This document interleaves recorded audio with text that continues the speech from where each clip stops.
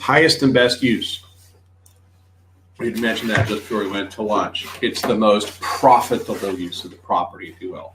It's the use that will get you the greatest amount of return among different alternatives, and especially when you're looking at vacant land. Now, you'll recall, perhaps, that in the broker course, when they talked about highest and best use, they had two components. One was highest and best use of a vacant property. There's nothing on it. It's just dirt. Excuse me. So you just build whatever it is you think will get you the greatest level of return. The other is highest and best use as improved. In other words, you've got the land, but there's already a structure of some sort on it. So in order to get the best use out of that land with the structure already on it, you don't necessarily tear down what you've got and build something new if it gives you just a few dollars extra per quarter or per month. Why? All the costs of tearing it down, all the lost revenue while you have it torn down, and all the costs of building the new thing. And so this is why you will actually see in the marketplace a lot of times older buildings just kind of hanging on. But why don't they tear that thing down? Because there's not enough differential that you'd get from the new use to offset the costs of what? Tearing down rooms. So there are two kinds of highest and best use. One with the site that's vacant. One if the site has a structure on it. And you may see reference to that in an exam question at the state. And they talk a little bit about principle of substitution, a bunch of stuff here. Again, this is all vocabulary that you run into. That is the main concept behind all the appraisal approaches. Don't get fooled on this. If they ask you, the principle of substitution applies to, first answer choice probably A, the comparable sales approach. Well, the answer is yes, it does. But it's the comparable sales approach and the cost appreciation approach. Well, what's the substitute? You wouldn't pay more for a property than the cost of going out, buying vacant land, and building a new one, would you? So there's your substitute, building new. So comparable and cost appreciation. Or C, comparable cost and income. If you have $100,000 to invest in an investment property, do you have to invest it in real estate? Could you invest in stocks, commodities, other kinds of things? So when you're looking at an income approach, your principle of substitution is, are there other types of investment with similar levels of risk that would give me a better rate of return? So does the principle of substitution apply to all of the appraisal approaches? The answer is yes, it does. What they'll try and fool you on is making you think it only applies to the comparable approach. It applies to all three. The next couple are pretty easy. Regression.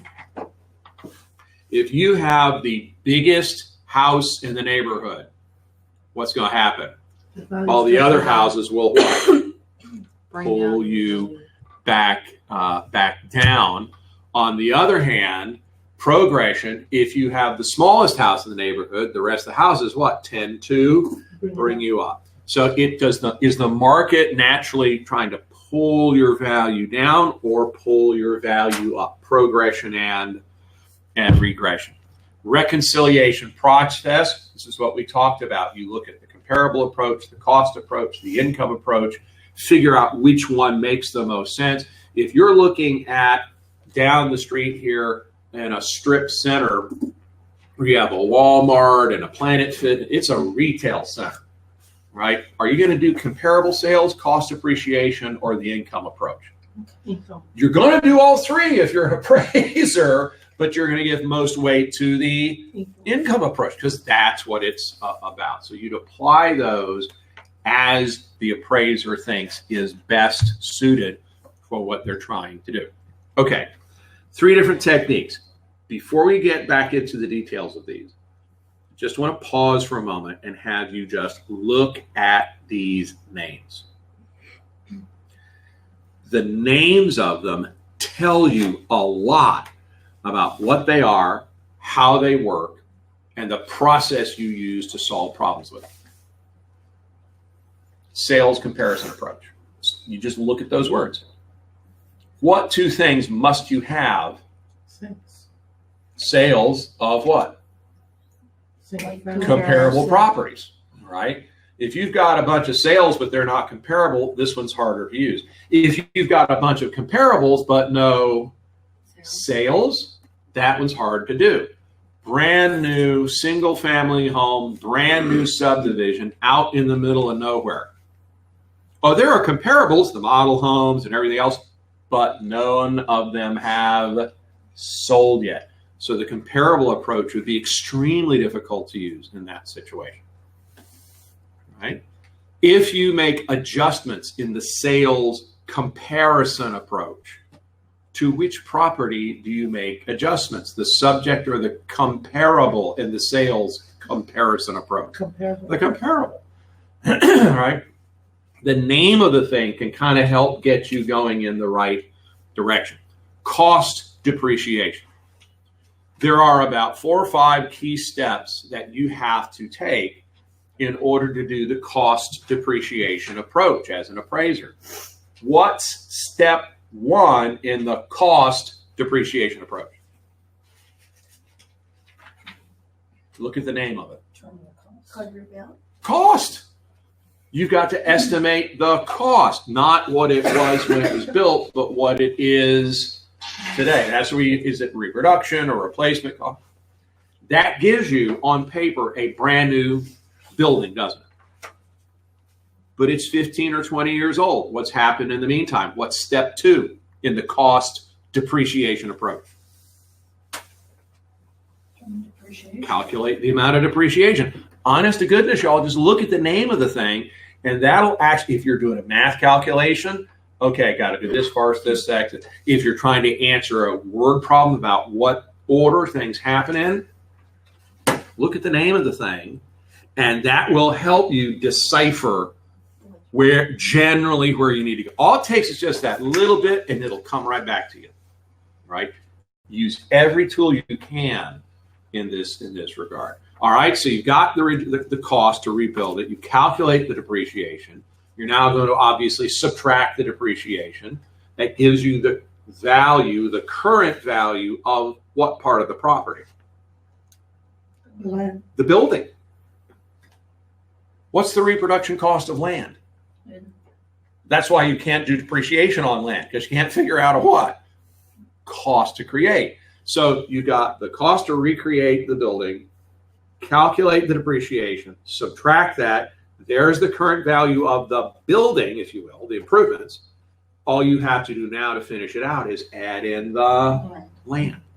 All right. And before you plunge into a math calculation with this kind of problem, you want to stop and think about, okay, what are the sequence of things I've got to do?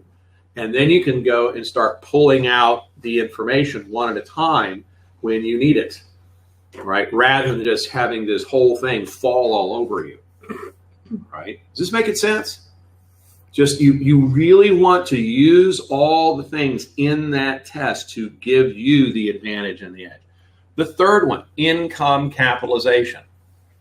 First step in the income capitalization approach is calculate the income, right? So you start the potential gross minus vacancy collection plus other income is EGI minus operating expenses is what? NOI.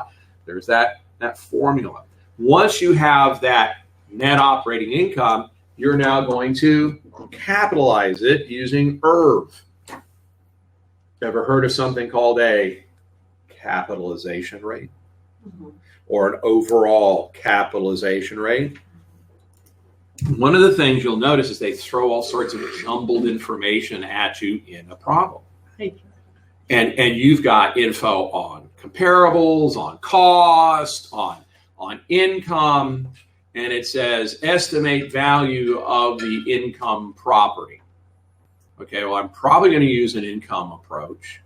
And so I don't care about the reproduction costs. I don't care what the comparables so for. I'm looking for something that's some sort of what?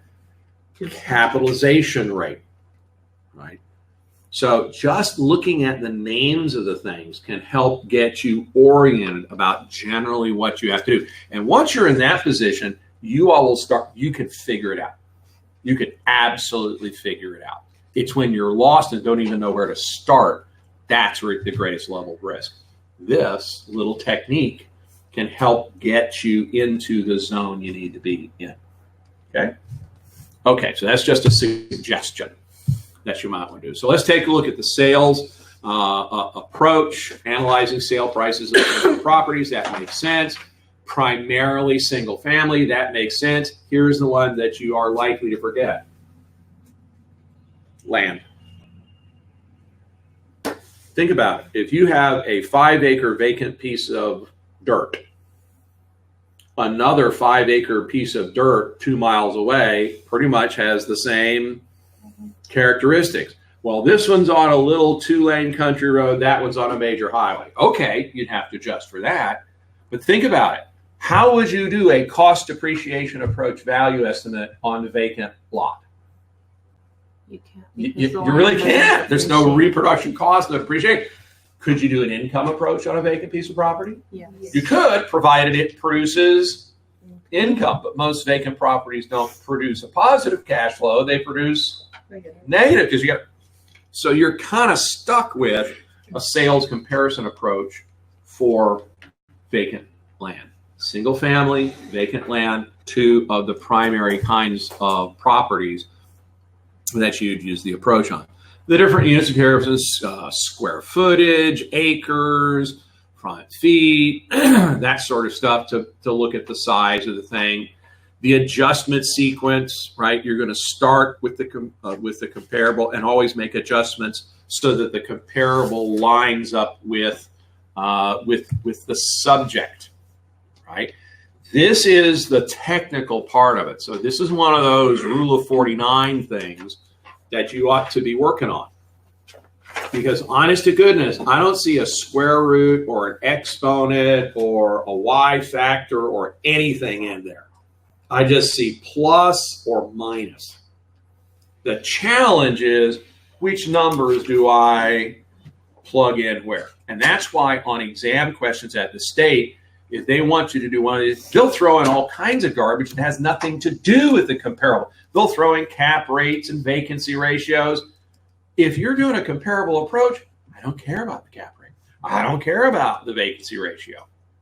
They're distractors, aren't they? Look, if you're going to the grocery store, right, and you've decided you need to get the stuff to make hamburgers, right? Why are you buying pizza dough? You can use it for bread buns. Mm-hmm. You could, but you might want to go ahead and use the what? The hamburger bun. You're not going to be distracted when you go into the grocery store and wandering through the ramen noodle section and when you're trying to make a hamburger, right? Because you know what ingredients the rest of the stuff doesn't distract you. What they do on the test questions is they load up the question like a grocery store with all kinds of information. The key is going through and picking out the stuff that you need. That's where the formula comes in, because the formula lets you know I need information about financing terms and conditions of sale. I need that stuff. That's what I start looking for. The rest of it, ignore it. Okay? So we have a little acronym that we've used. It's called Flying Cows Make Lousy Pilots. But the things you see up here in red are the items which the appraiser adjusts, and that is the order in which the appraiser adjusts them. Financing terms. Remember, in one of the elements of market value, does the financing between the comparables need to be similar? Yeah. You want to be careful about comparing a house that's sold with regular institutional financing, FHA, VA, conventional, to seller financing. Could the seller do all kinds of wild deals? You know where you see seller financing most, but you don't recognize it as such? New home construction. How many builders say, hey, you know what? If you use our lender, we'll pay closing costs. We'll do this. We'll do that. That doesn't line up evenly with somebody who's doing something from SunTrust down the street, does it? So the appraiser would have to notice that and make an adjustment for it. Somebody who might be willing to pay an extra $10,000 for the property if they're getting $20,000 in the closing costs and so forth. And that would distort it from the house across the street that it's a resale that doesn't have that. Make sense? This is where your agents will miss the boat. And that'll get them way far off when they're trying to do CMAs because they're not looking for those kinds of factors. You just want to be alert to that. And if it's new home construction, financing is something you want to take a close look at. Now, finding out about it may be a really hard thing to do, but it is something that you ought to be aware of, and that's why you might see it in a state exam question. Conditions of sale. Is it a sale between a parent and child, business partners? Is it a foreclosure? Those are all conditions of sale. So those are always adjusted first. That gives you something called a normal sale price. And then you adjust for the market conditions, inflation, recession, zoning, tax law changes. These when they say market conditions, they mean things that are happening in the whole marketplace. They changed the school boundary from the A school to the C school. That would be a market condition, right? You used to have your home very convenient to the on and off ramp of the expressway. Now, because they've reconstructed it, they've closed off that on and off ramp, and you're now 5 miles in either direction from the other one. Might make it less valuable because it's more inconvenient. Then again, might make it more valuable because it cuts down on all the cut through traffic. You're going to have to go in there and do a little investigating to find out. Last, you address the location and the physical. Bedrooms, bathrooms, square footage, peeling paint. Oh, it has a big pool. Got a question for you. What do most buyers and sellers tend to look at first? Conditions of sale and financing terms, or location and physical? Location and physical. And we tend to get myopic. We just tend to focus on that. Could those other three make big differences? Yes. This is why when you're looking at single family in particular, which is what this is doing, you want to find other comps that are in very similar market conditions that are, because then you don't have to worry about adjusting for it. Make sense? But the process is the key. And the appraiser goes through this with each comparable, making individual adjustments based on their judgment. So if they do 3, 4, 5 comps and another appraiser does 3, 4, 5 comps, even if they're exactly the same comps, could you get some significant differences at the bottom because of tiny variations in each one of these steps? It's an opinion. It's absolutely an opinion. That's why it's kind of a miracle if you would get 2 appraisers to give you exactly the same number. Right? Well, how do you explain, Jim, that the appraiser came up with an estimate of market value that was the same thing as the contract price? It's a giant conspiracy. No, that's what they're supposed to do. What's the best indicator of what a current buyer and seller in the marketplace think about that property? The contract that they just signed. All you have to do now as an appraiser is see, are they in line with most other buyers and sellers, or are they out on a limb somewhere? And if they're in line, isn't that your best indicator of what the market valuation is? Yes, because you just had an arm's length buyer write an offer on the seller, no pressure to sell. That's your best indicator of market value. You just need to see if it lines up with everything else. So of course it should come out very close to that if it's lining up with those other characteristics. But honestly, look at this. How hard is the math? There's nothing to it. Getting it set up, understanding what you need to pull in, that's where you need to be thoughtful. Because will they give you all the numbers you need for this? Yes. You just need to line them in and plug them in and line them up. Problem is they tend to give you more than what you need, and it's deciding which one of these things fit and which ones don't. But that's that flying cows make lousy pilots. It's just kind of a mnemonic way to remember that sequence. So here's the example that's there in your book. And this one is an example of calculating part of that, the market conditions. So you don't necessarily do the entire thing. They might just have you do bits and pieces of it. One thing that's really popular is calculating market conditions adjustments.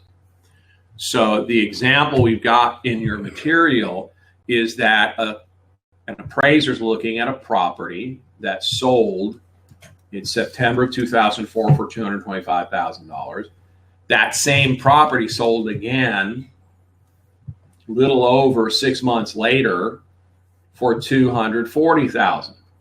So the property value in the market went which way? Up. Good thing. In only 6 months.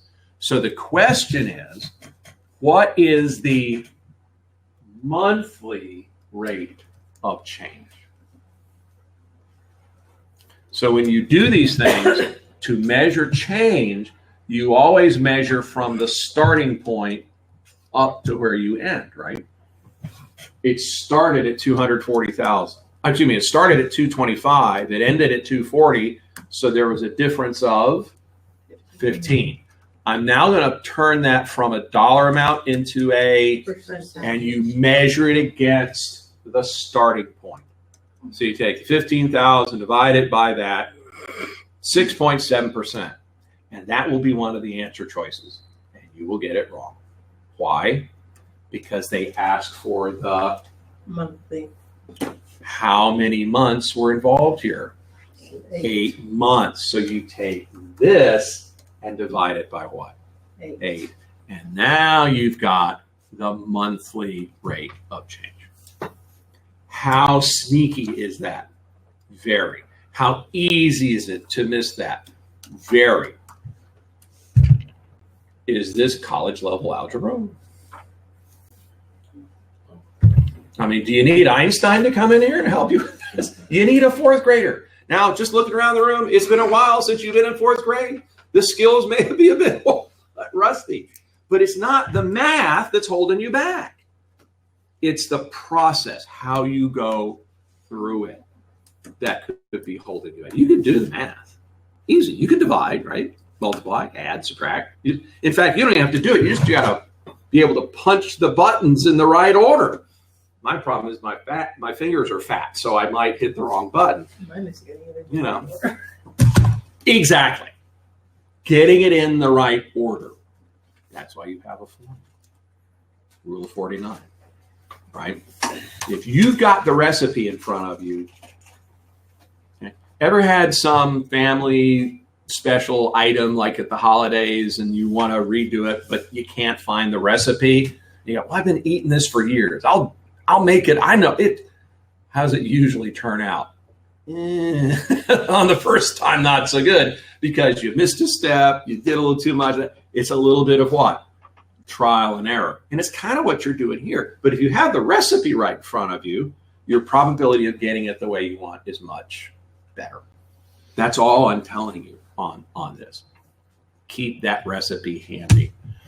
Okay, so there's a monthly rate of change. The other element to keep in mind as a general rule is you always adjust the comparable toward the subject. Y'all don't have much trouble with that. It's pretty easy. I mean, if the comparable property has a swimming pool and the subject property does not have a swimming pool, you got to get rid of the what? Pool and bring it what? Down. But if the subject property has an extra half bathroom, and the comparable doesn't, you need to what? Add it easy. It's easy, but the way they present it to you, you could easily be subtracting when you should add and adding when you subtract, just by the way they use the words. So on that kind of stuff, you could do it. It's no big deal, but you want to slow down and make sure you're making the adjustments in the right direction, because that's really what you would probably stumble over, if anything. CBS. Mm-hmm. Yeah, CIA, CBS, or whatever you want to use on that. We know what over improvements are, right? That's what our sellers claim gives them value way above everybody else. Bless your hearts, if you put in that Olympic-sized swimming pool with a 10-meter diving tower in your backyard, I hope you enjoyed the diving practice, because you ain't gonna what? You ain't gonna get back. Okay. Could you also, if there's such a thing as an over improvement, could you have an under improvement? Mm-hmm. So when we look at the cost depreciation approach calculations, start with the reproduction cost, subtract out the depreciation, gives you the value of the building, and then you have to, remember, add in the land. But one thing you want to keep an eye out for, the way it's presented to us in the broker course information, sidewalks, fences, driveways, landscaping are all a separate category called site improvements. Now, an appraiser is actually going to look at how much it would cost, dollars needed to recreate, to put in a brand new fence, estimate the amount of depreciation on the current fence, and that would give you the current value of the existing fence. For us, because we're doing this as brokers and not appraisers, thank heavens, they'll just say site improvements value $10,000, site improvements value $5,000, site improvements value $7,000. All you got to do is just what? Drop it in. Yeah. Okay. So that makes it easy, and then you add in the value of the land. There's your estimate of property value. The difference between reproduction and replacement cost. Now, remember, when we talked about this prior to lunch, one of the things you got to be a little bit careful about is cost means dollars needed to create. And when you see it, they are really likely to be describing the original cost. If the property was built 40 years ago, how useful is that original expenditure in estimating value today? Nothing. That's why you've got replacement and reproduction costs. This brings those costs into today's market. So what's the difference? A replacement cost is something that gives you an item that does the same job, even though it's not exactly identical. Reproduction is an exact duplicate of the item. Well, why would you need two? Well, let's suppose you're looking at that house that was built in 1965. Okay? And it has jalousie windows in it. Now, you all know what jalousie windows are, right? Mm-hmm. They're the glass slats that you have. Okay. Honest to goodness, those were a major technology improvement, particularly in the South. Think about it. If you have the regular casement windows that you slide up, slide down, well, here you are in Florida. It's the middle of summer. You slide the windows open, and somewhere in the middle of the afternoon, for about 25 minutes, there's this giant rainstorm, and you come home, and the entire inside of your house is what? Soaked. But if you let the windows closed all day, you come back home and it's walking into an oven. Or you have to have somebody waiting at home so the thunderstorm comes, run around the house, slam all the windows shut, wait till it goes by, and then what? Open all the windows back up. Or if you put in jalousie windows, you open them just a little bit, the air can still what? Flow through, but the rainwater, what? Flows off. Awesome. And you can never lock yourself out of the house. Let's reach it. Problem is you can't keep the crooks out either. But are jalousie windows really useful today? No, because once you start putting air conditioning in everybody's house, I don't care how hard you crank that closed, glass to glass ain't gonna what? Seal it. So you're stuck, though, as an appraiser looking at a house that was built in 65 and it's got jalousie windows. You're trying to estimate a reproduction cost and exact duplicate. Well, it shouldn't be too bad. Just go right down here to the Home Depot here on Lee Road and look at the prices of the jalousie windows they have in stock. In fact, could you even find anybody nowadays who built? No. So that's where you'd go to this. The thing you're looking for, you can't find so you try and get something that's as close as possible. Does this complicate the appraiser's adjustments and calculate? Huge, right? This is why it gets really scary if the appraiser is having to use the cost approach as the primary method and it's a very old property, because you get all this stuff that it's very difficult to estimate valuations on. Okay, so there's the difference between replacement and reproduction.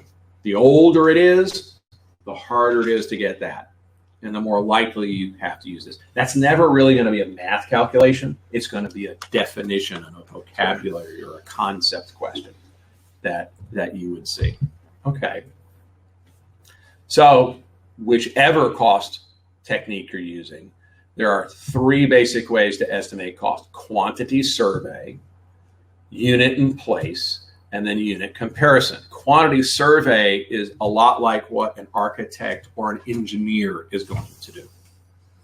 They start with a blank palette, blank form, blank screen, and then they have to calculate every nut and bolt and screw and right? If you're an architect,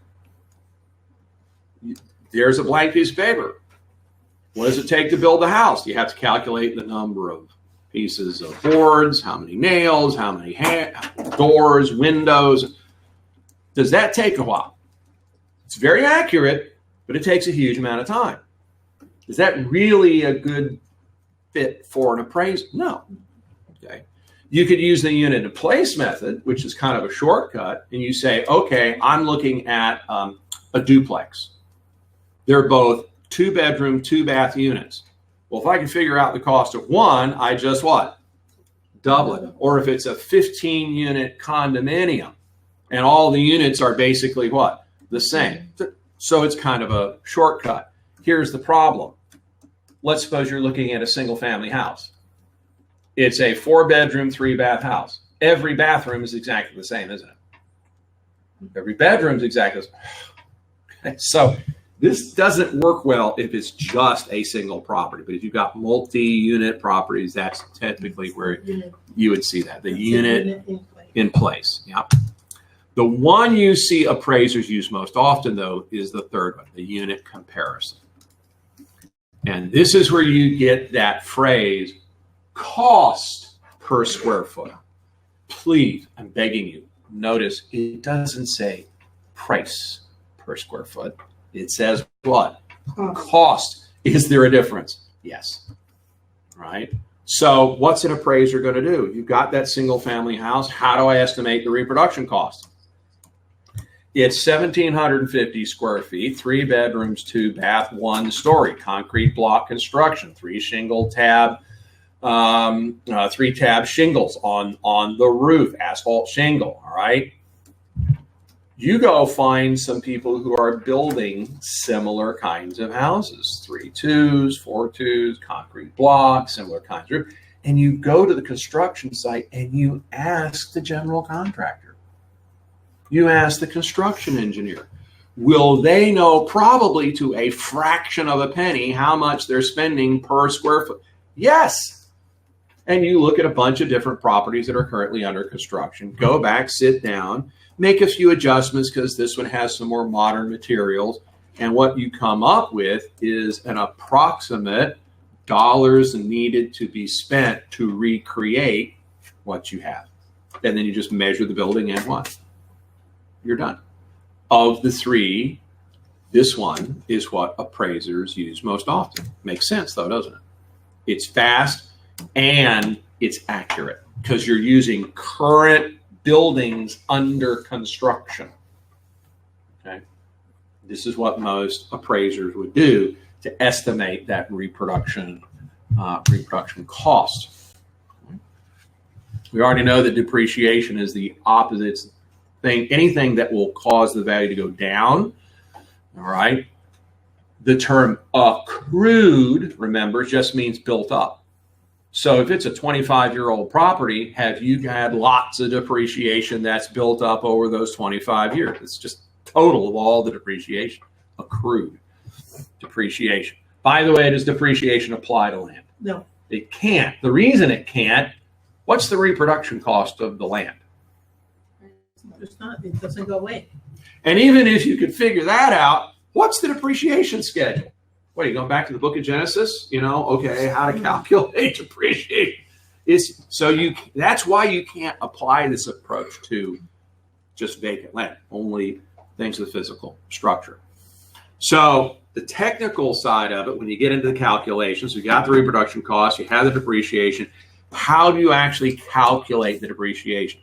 Well, there are two basic techniques they talked about in your broker course. One was this thing called an observed condition method. The other is lump sum age life. Right? Now, the observed condition isn't really even a calculation. It's a vocabulary and definition question. Physical, functional, external. What's physical deterioration? Wear and tear, peeling paint, broken window, leaking roof, torn carpet. This is what we usually think of as depreciation, wear and tear. And how do you measure or assess the physical deterioration? You go look at it, which is why if the appraiser never went to the property, do we have some problems? Oh, I used the drone to fly in and around the place and say, maybe, but there's an argument going on in the appraisal industry about that right now. There's an even stronger one that appraisers are doing. The appraiser doing the appraisal report doesn't go to the property. They send their team member, who might be a trainee appraiser, to go out and do that and then bring the information back. Well, you see lots of jumping up and down and arm waving and shouting back and forth at each other within the appraisal community to say, is this an appropriate thing to do?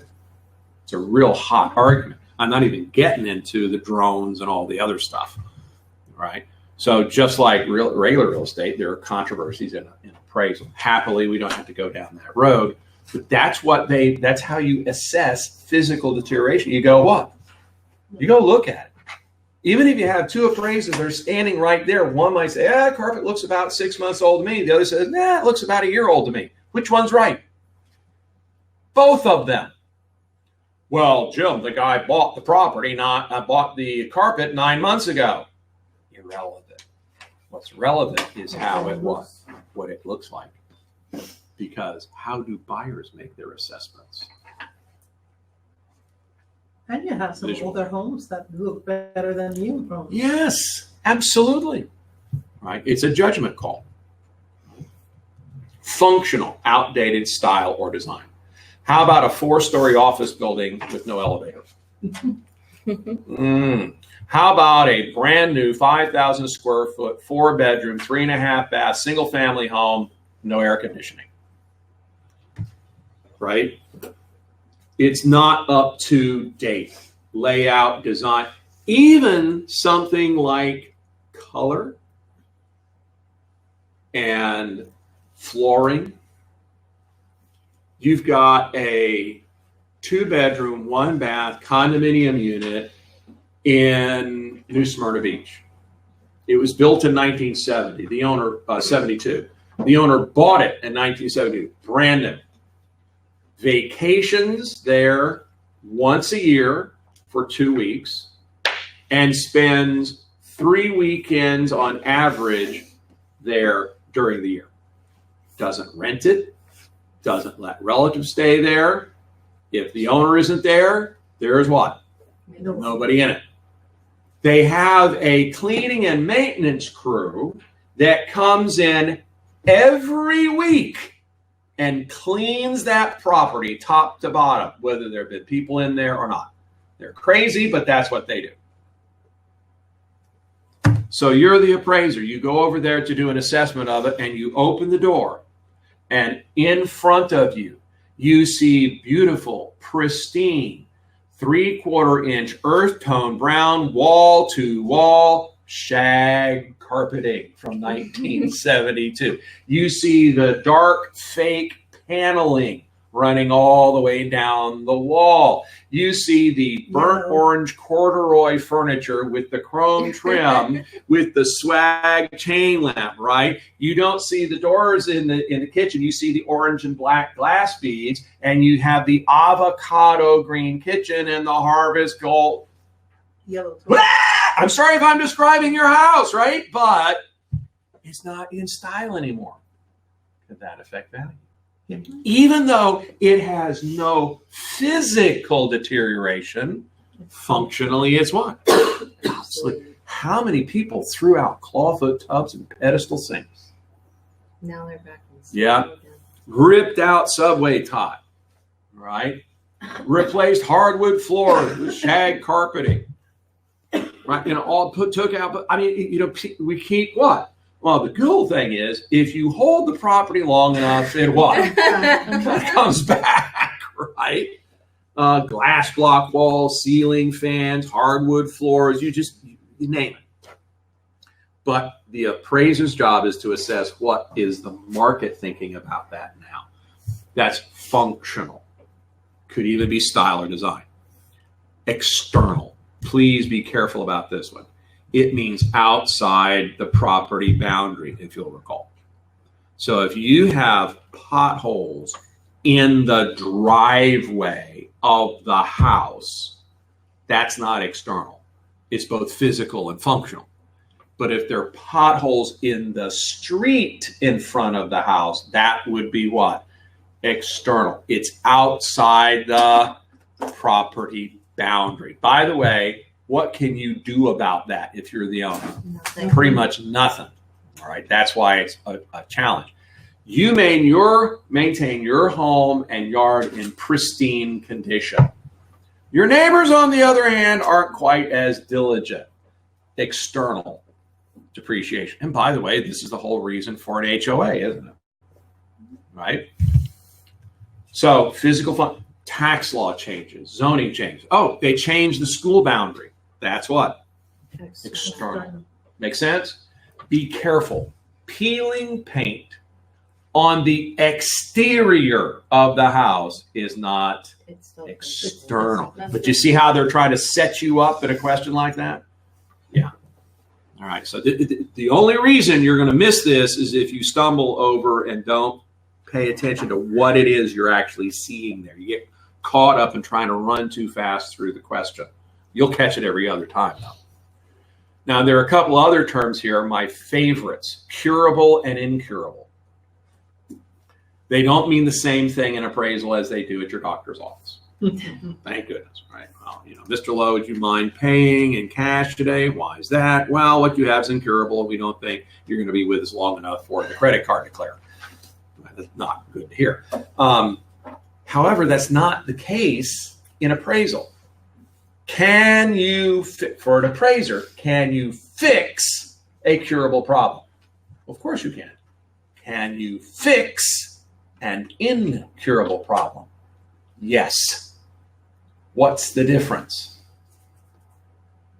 So you have a 3-bedroom, 2-bath home in Longwood. Concrete block, built in early 2000s, great neighborhood.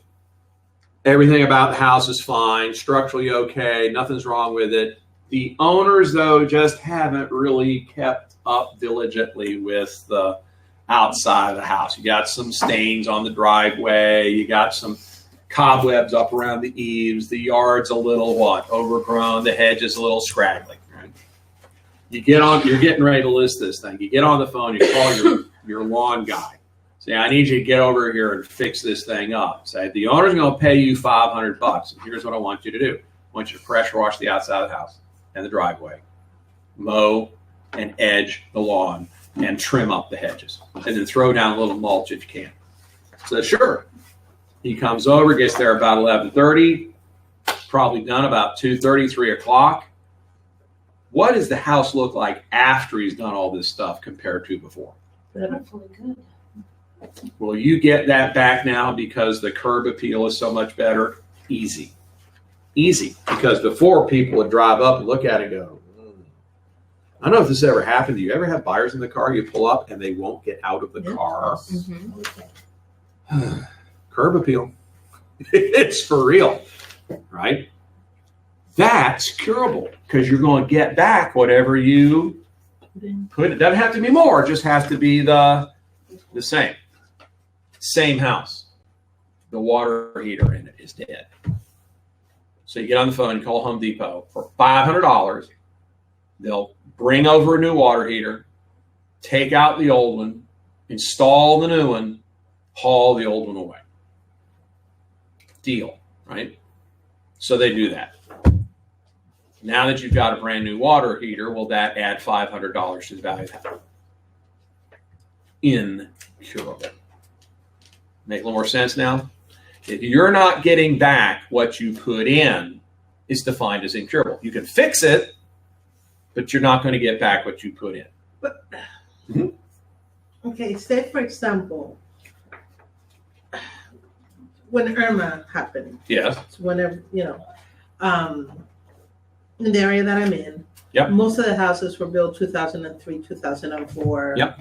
area. So the roofs were about in need to be replaced anyway, sooner rather than later. Yep. Irma came in. Yep.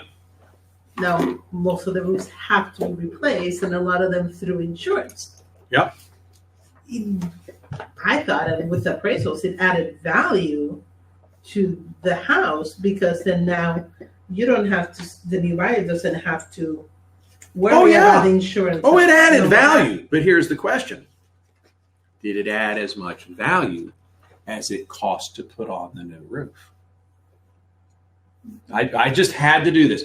The house down here in College Park, we're probably going to put it on the market in the next year or so. We redid the property in 2000. Brand new roof in 2000. It's 19 years old.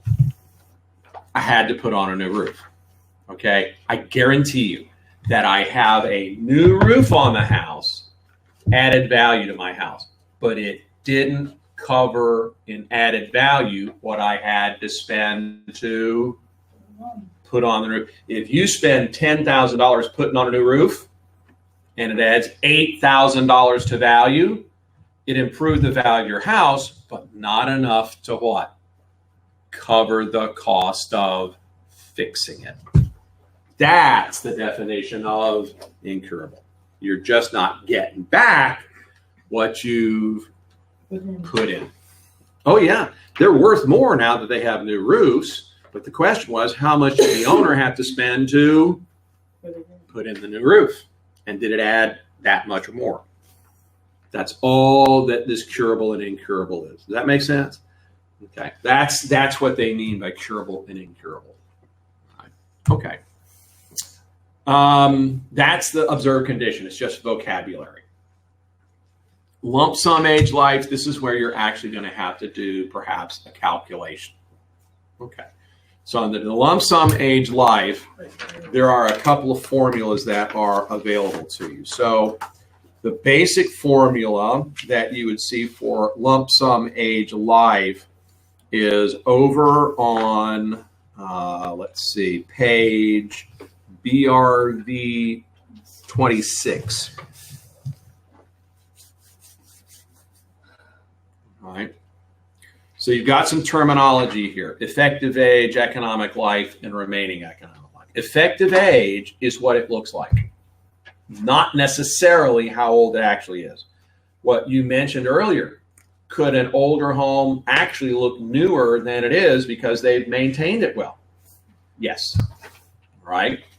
Or a newer home could look what?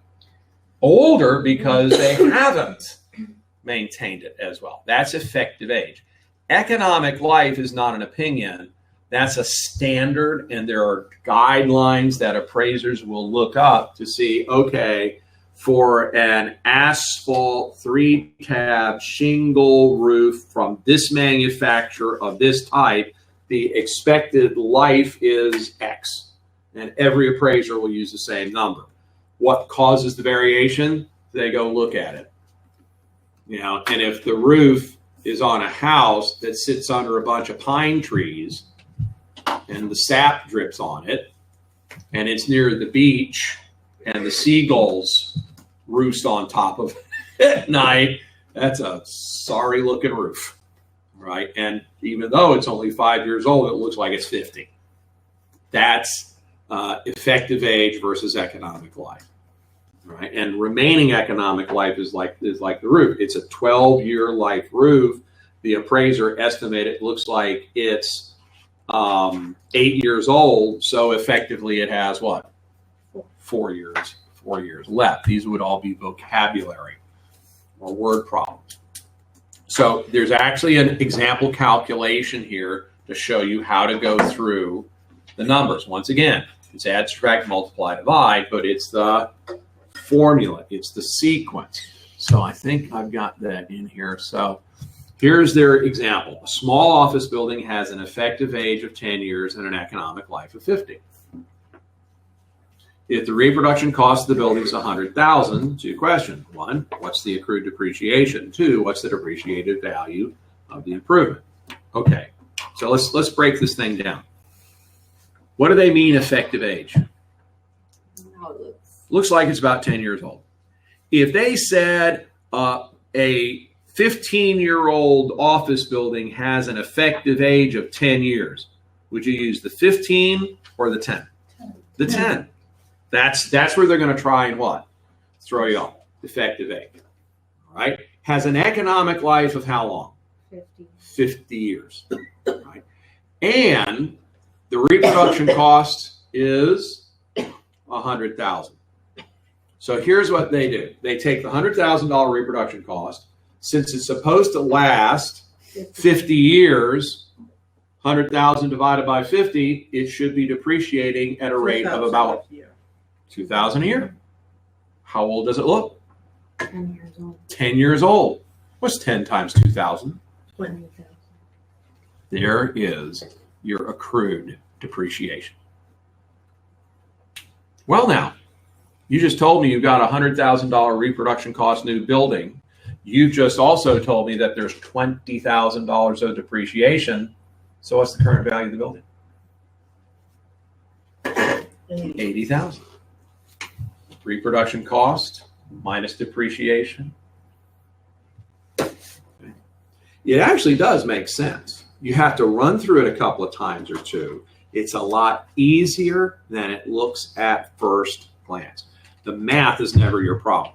You divide, you multiply, and you subtract. But it's doing it in the right sequence. And it's also not picking up numbers you don't need. I don't need the actual age. I need the what? Effective age. It's literally no more complicated than that, other than on a state exam question, they'll throw in all kinds of garbage stuff you don't need. So the key is being able to recognize what it is that I'm looking at. If you just look at this question, small office building, 10 years economic life, reproduction cost, what's accrued depreciation? Do I have to worry about comparable sales approach things here? Do I have to worry about income capitalization and capitalization rates and vacancy? No. They're asking me to do a cost appreciation approach, so all that other stuff is just garbage distractor. That's usually the bigger challenge you have with these kind of things, is getting sucked into stuff that you don't need, that you do not need at all. Right? Again, you don't have to go through and do a bunch of complicated stuff. If you just go back through this a couple of times, look at it, think about it, when you see something on a state exam, you'll start recognizing the similar patterns. We're real good at that as human beings. We honestly are. Every single one of you is. Computers aren't. You ever see that? There was an experiment somebody did a couple years ago. They showed a computer, one of these super powerful computers with artificial intelligence. They showed it a picture of a little Chihuahua puppy. It was sort of a beige little face, 2 big eyes, and a black nose, right? And then they showed it a bunch of other pictures and asked it to pick out another Chihuahua puppy, and it couldn't. What were the other pictures of? Blueberry muffins. With 2 big blueberries and a small, the computer couldn't quite, now it's kind of got the same stuff, but it couldn't tell the difference between the blueberry muffin and the face of the dog. But you can, because your skills in that area, your brain is really wired to recognize those patterns. The more you look at stuff like this, the easier it is for you to, I know what that is. Okay. It's tedious. I get it. It's a pain in the backside. I get it. But that's how you get through stuff. The math isn't your problem. Never has been. It's recognizing the pattern. Okay. That's been your challenge up to this point. So that's really the level of complexity you get. Okay. Income approach. Clearly, income approach is used typically on income producing properties, office buildings, warehouses, that sort of stuff, right? Okay. At the bottom of the page, there's this little chart. It looks a little confusing, I grant you, and we're still working on trying to make it better, but there are really 2 different income approaches. One is the income capitalization approach. The other is the gross rent multiplier approach. The income capitalization approach, or the IRV approach, is typically used on larger, more complicated commercial properties. The gross rent multiplier approach is typically used on smaller income producing properties. So like if you're rentals, well, all income producing properties are essentially what? single family Rentals. home. So if it's a single family home or a duplex, you'd probably use the gross rent multiplier because they're both what? Small. How about a 400 unit apartment complex? Probably IRV. Now, you could use IRV on that single family home, right? In fact, most appraisers actually will do that, right? But from our perspective, we're looking for the gross rent multiplier as actually a little bit of an easier, quicker way to do smaller properties that, and here's the key, they have to have comparables. So clearly, if you were going to value Disney World, you would use an income approach. Could you use a gross rent multiplier technique? Because there aren't any what? Any comps. But if you were looking at a duplex or a single family rental condo, plenty of what? Plenty of comps. So you could actually use either one. Right? But typically, the bigger it is, the more likely to use IRV. Smaller, you tend to use this gross rent multiplier. Now, I also know it says gross income or gross rent. And that's more of an issue for us than appraisers because they kind of use the terms interchangeably. The way you're likely to see that presented to you on a state exam is this way. If it's residential, they're probably talking about a gross rent multiple. Because when you think about it, whenever you've rented and whenever you've gotten an apartment or a house or a condo, you're always talking about what's the monthly rent. It's on a monthly basis. But if you were to look at even a small office property like this one, or a small retail strip center like a bunch of the ones you see on Lee Road, you typically look at those things not from the monthly rent, but from the annual income. There are lots of comparables. You're just not looking at it on a monthly basis. You tend to look at it on an annual. So gross income multiplier, you tend to use on small office buildings, retail, because typically you think of those on an annual basis. But if it's residential, small, a duplex, triplex, single family house, you're thinking usually what? Monthly rent. They work exactly the same way. Exactly the same way. It's just one set of words they use with small residential, like you said. The other they use with smaller office and retail properties. Right? And once again, the mathematics in this is remarkably straightforward. Okay, so there's that little thing. All right, let me get through that. Gross rent's usually monthly, because when you see the word rent, you usually think what? Month. When you see the word income, you usually think what? Annual. That's an easy way to separate them. So, residential duplex rents for $500 per month per unit, sold recently for $100,000. The question, what is the GRM? So how'd you go about doing this? Well, it's you use kind of an IRV formula. All right. So I'm going to set this up so I have value, GRM, and rent. What's the value of the property? 100. How do you know that? Because that's what It said so. So you just plug it in. What's the rent? 500. 1,000. Why? You're right. Because it's a duplex and it's How many 500 per units? unit. 2. So the gross rent is not 500. It's what? 1,000. So what the heck would the gross rent multiplier be in this situation? What's 100,000 divided by 1,000? It's what? 100. Well, what the heck does that mean? This property, in our example, sold $100,000 for 100 times its what? Rent. Gross rent. Gross rent multiplier. Easy. What you got to watch out for is if it's a duplex, you got to remember it's what? 2. 2. Okay. There would be, if this was a state exam question, one of the answers would be 200.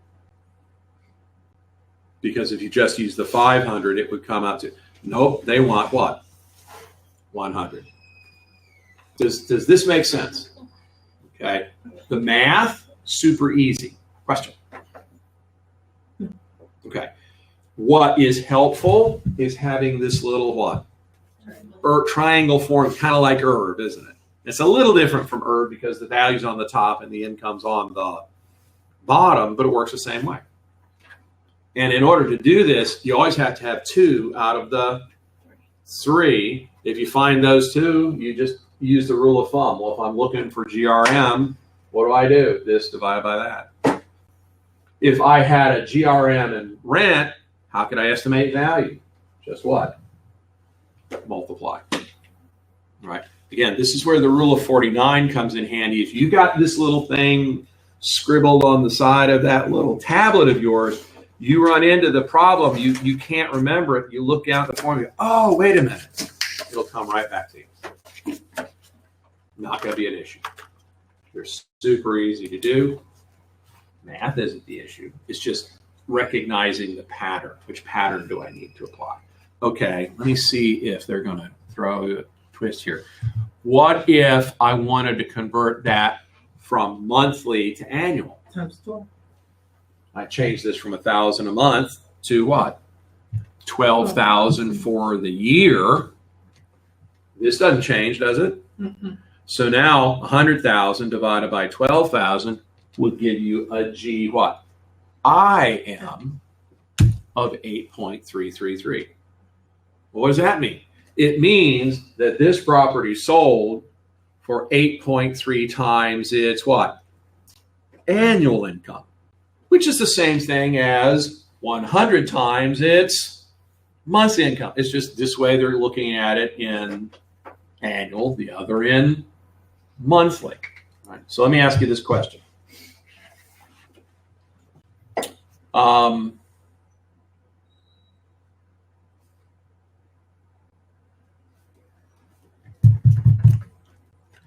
is 30 degrees hot or cold? Cold. Think so? Celsius. If it's Fahrenheit, what happens if it's Celsius? Very hot. It's at or close to 100 degrees. But it's the same temperature, isn't it? It's just ones in one measure. Y'all's cars, do you have on your speedometer miles per hour and the kilometers per hour? Mm-hmm. If you want to make yourself think you're going gigantically fast, drive 50 miles an hour and look at the kilometers per hour. Okay. My niece and nephew, this is years ago, I had one of those little cars that had the digital speedometer, and you could flip it back and forth. So I went out, took him out for a ride, and I said, look how fast we're going. They're, oh my God, the Jim, slow down, slow down. They thought they were going like 200 miles an hour because I flipped. I'm a mean person, okay? But it was the same speed. It's just how you're what? Measure. That's all you see here between these two. It works the same. One's just based on annual. The other's based on what? Monthly. Okay. So which gives you more eggs? 12 or a dozen? It's the same. It's just a different way of what? Talking about the same thing. Easy. No big deal. All right. And again, if you have the little triangle thingy, you're going to be fine. You just need to know, are they looking at it on annual or what? Or monthly. Super easy to do. All right. Now, the other one is the IRV approach, or income cap, and this is the one that tends to aggravate most of y'all. All right, more. There are two steps in this. You have to calculate the NOI and then use a capitalization rate to estimate value. So step one, calculating NOI, there's that formula you love to hate. Right? It is technically called a reconstructed operating statement because the appraiser's getting this data mostly from an accountant, like a big office building or something. And the accountant is using generally accepted accounting principles, which won't work for appraisal. So the appraiser has to what? Rework it, convert it from metric to, standard or something, whatever it is, right? PGI, potential gross income. That's the maximum the property could generate if it was fully occupied for what period of time? A year. 1 year. In this format, you only and always use annual. So if they give you monthly, you immediately have to convert it to what? Annual to use this. Now, PGI is what you saw in the class, what you're used to dealing with. But I will tell you that those evil people who write test questions for the state might also call it just gross income or total gross income or even gross rent. What word do all four of those have in common? Gross. Gross. Okay, that's how you usually recognize it. It's the biggest number on there. That's the maximum you could generate if it was fully occupied with no vacancies over a year. You don't get to that point, remember, because you will suffer somewhat vacancies in collection. That's usually a percentage, right? And they almost always give that to you. OTH, or sometimes it's OI, other income. Think about it. Let's suppose this is a 100-unit apartment complex. Is there maybe a laundry room there in this 100-unit apartment complex? Some washers and dryers, some vending machines. And since you're the owner of this 100-unit apartment complex, you are a wonderful human being. You are a great humanitarian. You care deeply about your tenants. You care so deeply about your tenants that you have washers and dryers and electricity and water and soap, and the tenants can use it for free, right? No.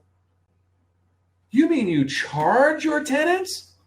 You money-grubbing pig, you. What do you do, right? But the income from the laundry room is considered not rent, because that's not why you built 100-unit apartment. It's what? Other income.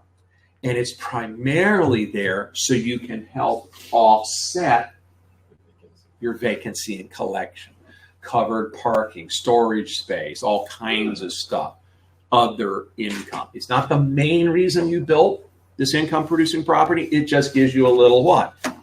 Extra. And what you're hopeful is that this will go a long way to helping offset what? That. Because once you lose rental income to vacancy, can you get it back? No. That's why the vacancy is such an urgent issue and deal. Okay, so you take the PGI, it drops a little bit by vacancy, you add in whatever other income you can, that leaves you to this EGI, effective gross. Essentially, it's what you're able to collect. That's all. It's what you've collected. Do you get to keep all that for your vacations to Tahiti? No, because you have to pay all of your operating expenses. And they're paid out of the EGI. Once you've paid the operating expenses, which have 3 flavors: fixed, variable, and reserve. What's a fixed operating expense? It's something that doesn't change during that year. Could it be different from 2019 to 2020? Yeah, but during 2019, it doesn't change. Variable means it could fluctuate during the year. For example, right, your property taxes, fixed during the year. What about your utility bills? Variable, right?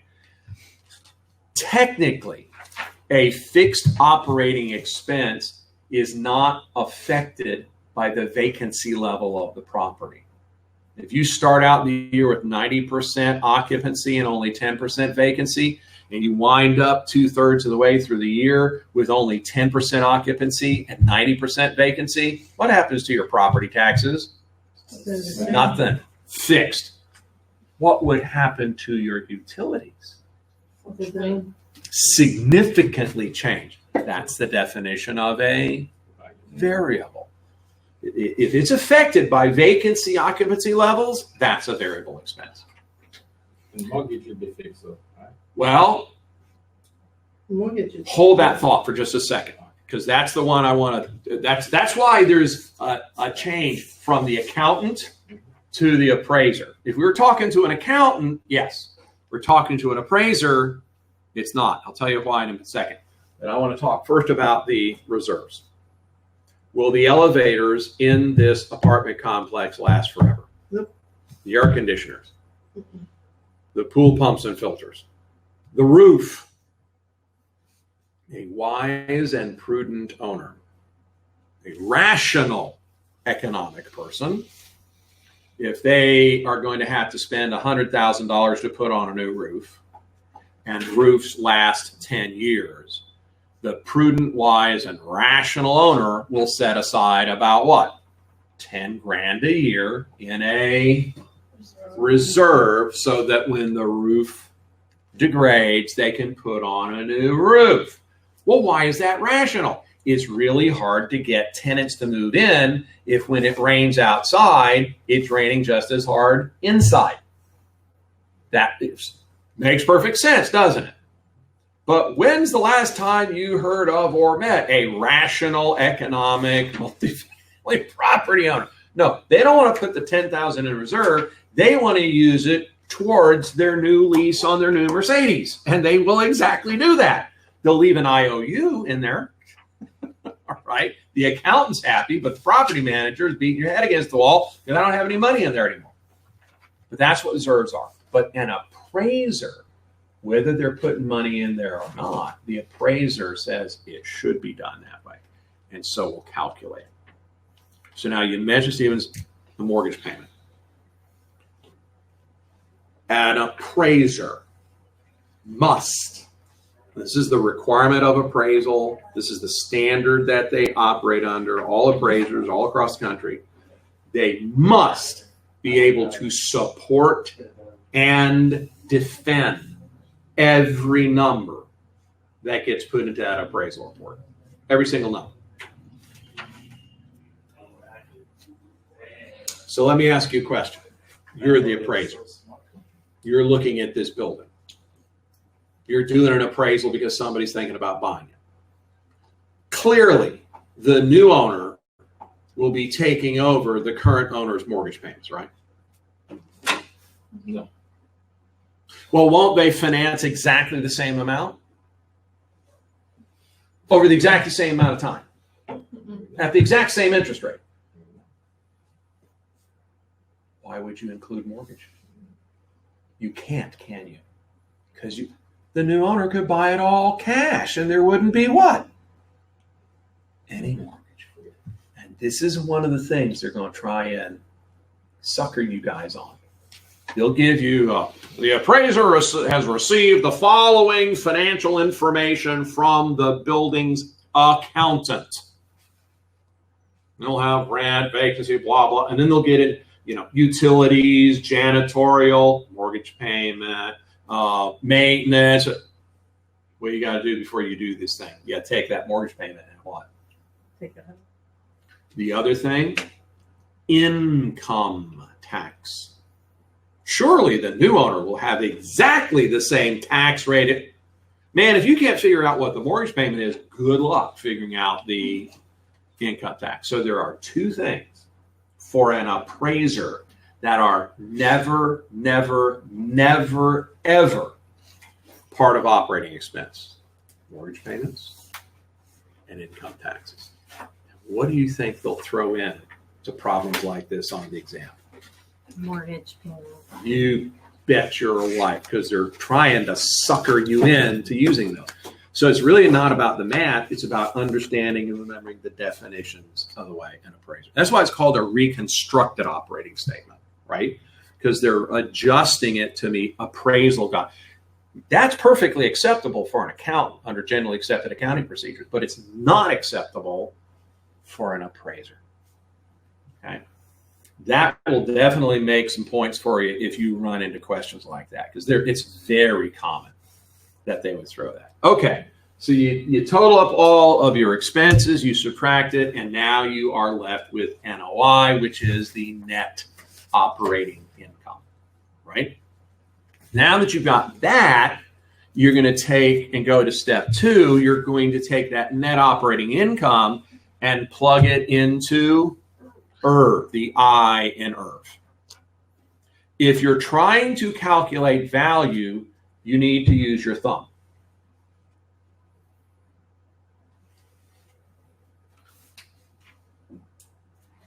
How do I calculate value? Income divided by what? Rate. You find this number in the problem, divide it into that number, there's value. Well, how would I calculate a rate? Income divided by what? Value. And if they want you to calculate the rate, they have to give you enough information to get what? Those two. Well, how could you calculate income?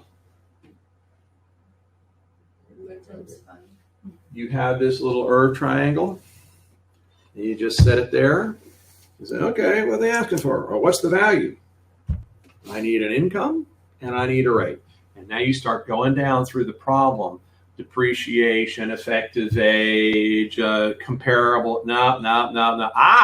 NOI is, or it might say EGI, operating expenses. Oh, so I subtract the operating expense, right? Except I don't include the mortgage payment. And then you see somewhere, the overall capitalization rate is, there we go. They can also trick you by saying net operating income, is this, and then they can throw in an expenses for the Of property. course. Absolutely. Okay. So we want you to go into this room and pick up the chocolate cake and bring it out. And in the room, there's the chocolate cake. Oh, and here's some flour and some sugar and a mixing bowl and some eggs. What do we ask you to get? The cake. The mixing bowl and the flour and the eggs go into making it, but if the cake's already done, just take it out. You're 100% right. What they're trying to do is what? Distract you. You have that little formula, keeps you what? Zeroed in on what it is that you're seeking. And it's really hard for them now to what? Distract you. And you also have a challenge. And the challenge is you are not yet quite convinced that you know what you're doing. All right? And so they can bamboozle you right out of the correct approach because you're, well, is that really right? Yes, it is. Okay? And this is the value, the benefit of having the rule of 49. If you have that in front of you, trust it, you know it's going to work. All you got to do is put the numbers in there. But boy, are they going to try. That's their whole job, is to try and get you to go off track. They're pretty darn good at it, aren't they? Yeah. And so it's really not so much about the math, because you could do division, multiplication, addition, subtraction. That's easy. It's just which numbers do I have to use? That's the thing that'll bring you to success, right? So that's the income capitalization. By the way, the rate, sometimes called capitalization rate, sometimes called the overall rate, sometimes called the overall capital. So there are a bunch of different terms they use for that rate, though, aren't there? That's also a little bit challenging to figure out. All right. So there you go. Now, the double IRV is something that we've mentioned in your text. Very few times do we hear people coming back and reporting that they've seen it. They used it for many years. They stopped using it. It came back in about 2005, and then it's kind of petered out, since then. And at the bottom of BRV 29 and the top of BRV 30, they give you an example problem, right?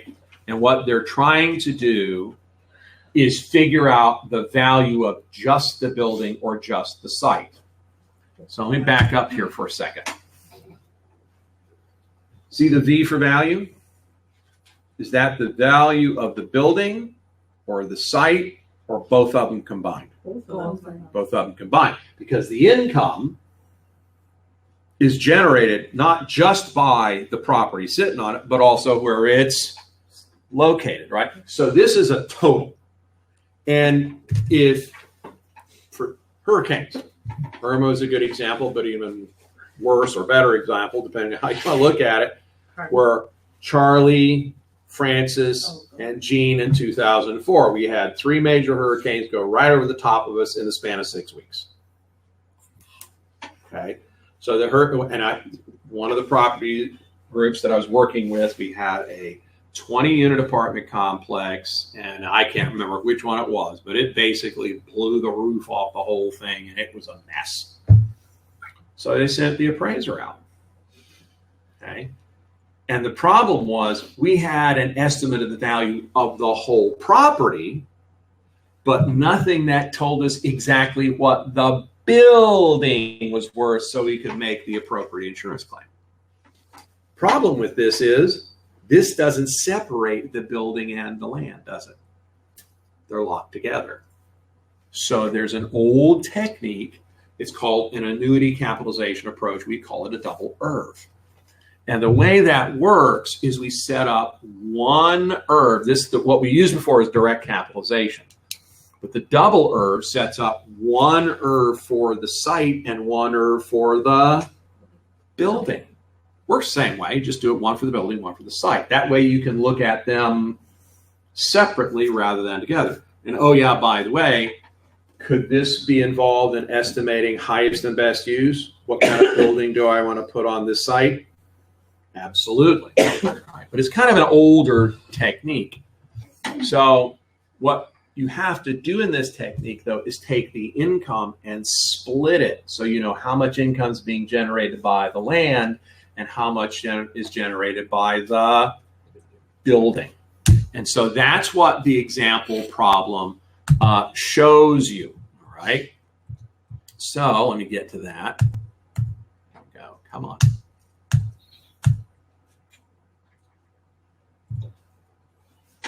Okay. An income producing property, and this is the one that's laid out in your text. Income producing property has a net operating income of $10,000. Site value of 20 with a rate applied to the site called the discount rate, 10%. Okay. And the rate applied to the building called the annuity capitalization rate, 11.2%. And so the question is, what's the building by itself value? And then what's the total property value? So the first thing you do on this is set up the two IRFs. This one's for the building. Here's the building income, rate, value. Of course, this value is the value of what?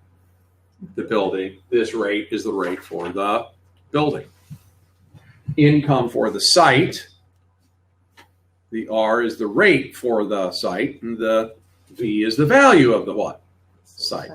Now, your job right now when you see these things is to do exactly the same thing you did when you were a little kid and you went to the dentist or the doctor's office. And you had those little books that you would open up and it wanted you to what? Match things up? Ever do that when you're a little kid? Guess what? That skill is going to come back in handy now. So, first thing we see is $10,000 net operating income. Where would you put it down here? The what? The site? No, the building. The building? I don't know. I wouldn't put it anywhere. You know why? Because $10,000 NOI is both of them what? Combined. This is the trick. That's the combined amount. So right now, I don't use that 10,000 at all. Okay, next number you see is 20,000 for the site value. Plug that in, right? Just match it. Okay. Next number you see is the rate for the site of what? 10%. That would go what? Here. And the next number you see is the 11.2%. That's for the building. That's for the building. Okay. Now, here's probably the single most important thing you have to do. At this juncture, you fold your arms across your chest, you lean back and stare at what you have just completed. Can you do anything over here with the building? No. You're right. Why not? Because I don't have enough. Where's the only place you can start? Site. What are you going to do with these two numbers? Multiply. How do you know how to multiply them? So do it this. What's 10% of 20,000? 2,000. 2,000. Is that the site income? So then You now know that the site's producing what? 2,000. Out of the total 10,000. 10. So that means, and this is where the leap has to come, if the site is producing 2,000 and the total is 10, that means the building It's must be responsible for what? 8,000. Voila. Now I have 8 here. And you can finish.